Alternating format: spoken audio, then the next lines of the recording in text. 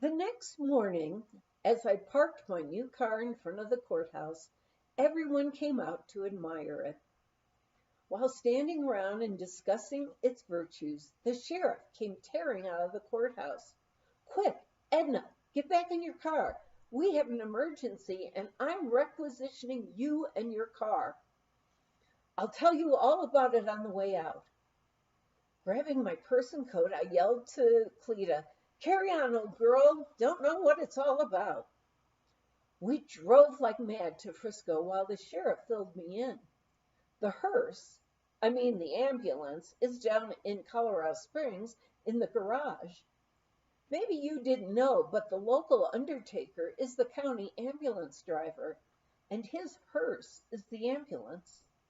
This is an emergency. A lady in Frisco had a ruptured hernia, and the local nurse is with her. We'll have to rush her down to Denver to Colorado General Hospital right away. Now, I thought, I understand the sign one sees by the highway as one drives into Dillon. It says, please slow down. Dillon is a one-hearse town. There's no other station wagons in the county, the sheriff continued. We'll put an army cot caddy corner in here. The nurse can sit on a camp stool in the back in case she has to use the needle if the lady comes to. Arriving in Frisco, two men loaded the patient and the nurse climbed in. You'll have two more passengers, the sheriff told me, but they'll sit up in front with you. I looked to see who these passengers were. Here came a man with no legs, pushing himself ahead with his hands. His body was on a round disc which had small wheels. The sheriff hoisted him onto the seat next to me. Then another man got in, so we were three across on the front seat. This here's the woman's husband, the third man announced. I'm the undertaker. I'm going along in case you need help. Well, if you're going to be of any help, the nurse said, you can hold this hypodermic needle for me. It's filled with morphine, but it's all wrapped up in cotton. Handle it carefully. I might need it if she begins to come to. The undertaker took the needle, holding it in both hands. Over Loveland Pass we headed, soon going 80 miles an hour. I thought to myself, I was the one who once had said, you'll never catch me driving this pass. Loveland Pass was a winding, bumpy dirt road. At one point, we were halted by the road crew just as they were pulling a big tree across the road. The undertaker jumped out, shouted to the men. Soon they cleared a way through for us. The sheriff had radioed ahead, the undertaker informed me. There will be a state patrolman at Idaho Springs. He'll drive ahead of us and give us clearance. We reached Idaho Springs and beyond. No patrolman showed. Over Floyd Hill and on over Mount Vernon Road, all two-lane highways, we tore. We arrived at the hospital on the east side of Denver and into the ambulance entrance in 1.5 hours from Frisco. The nurse asked the undertaker for the needle. Why, it's empty, she exclaimed. The undertaker looked sheepishly. Guess I got so nervous at the speed we was traveling, I must have kept plunging into that wad of cotton. Good thing she didn't need it, the nurse mumbled angrily. As the nurses were wheeling the woman into the hospital, I looked at the white car with lights flashing, which pulled up behind me. Lady, I tried to catch you all the way from Idaho Springs, but boy, you were traveling. He added, your shiny new car ain't so shiny no more. I saw it in Idaho Springs yesterday, just before you bought it. With so many days of working indoors, I treasured Sundays. When it wasn't ski season, we would try to work outdoors on Sundays, peeling the logs for the new addition or cutting winter firewood. One golden fall day, we decided to explore above the old town of Tiger and up into the area known as the Swan. Max's old Army Jeep would go anywhere. We drove up a dusty logging road until we came to where it ended. Oma, the children, and I found a faint trail winding up through the timber-lined grass, while Max explored an old mine dump. We climbed up and around a low hill. The wind was strong, making the dry grasses wave with a sighing sound. Winter is coming, winter is coming. All of a sudden, around a curve of the hill, we saw an old log cabin.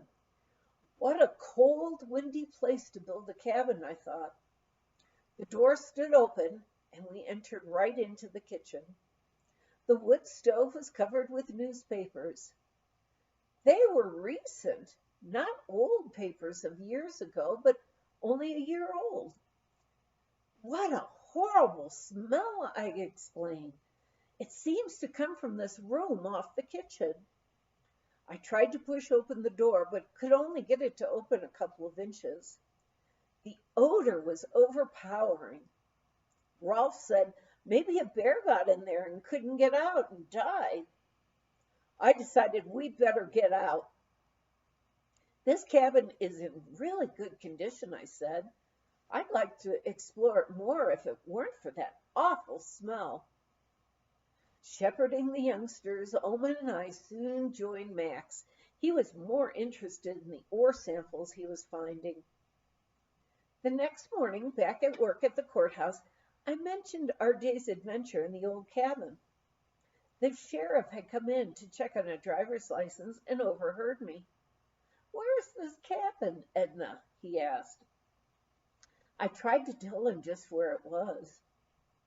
It was about noon of the next day when the sheriff came back into the office. "I've got a jeep and a driver out here, and I want you to come with us. Show me where that cabin is that you found last Sunday, Edna." It being a beautiful day, I had no objections. About 2 hours later, we came to the spot where we had parked our jeep and started climbing. The wind was still whistling through the grasses as we wound our way up and around the hill.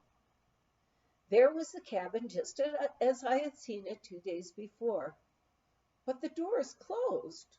We had left it open like we found it, I exclaimed. "Maybe the wind blew it shut," the sheriff suggested as he pushed it open. "Be prepared for an awful smell from that room beyond," I warned him. "But that door of that room is open." I was puzzled. "The smell is gone." We three peered into the room. It had a bunk bed built into the side of the wall. A patchwork quilt covered the bed, which was neatly made up. "This is really weird. I can't understand what that smell must have been. I thought they'll think I made this all up." On the ride back down the rocky, dusty road into Tiger and back to the highway, the sheriff told me, "You must have wondered why I wanted to see that cabin, Edna. It seems the sheep herder has disappeared up in this area. No trace of him at all. The owner of the herd," he continued, "came up to check on the sheep and couldn't find the herder. He didn't know of any cabin around the area. You see, the herders start below us in Eagle County and keep pushing the sheep up into the high country over the mountains till they get to Loveland Pass. There they load them up on big semi-trailers. He, the owner, found the sheep above Montezuma, so the herder had pushed them that far. I remember having seen herders and their sheep up the Chihuahua Gulch, and in the fall coming down the slopes of Arapahoe Basin. I remembered the ski trail crew up there cooking some lamb stew now and then. Well, it might have been a bear in that room, but I doubt it. We'll probably never know what happened to that sheep herder either." The sheriff sounded quite disappointed. "These old mining shafts make wonderful places to lose something if that something is dropped or falls down into one." The day didn't seem so lovely anymore. I knew what I would always wonder what I might have seen had I persisted in getting the door to that bedroom open.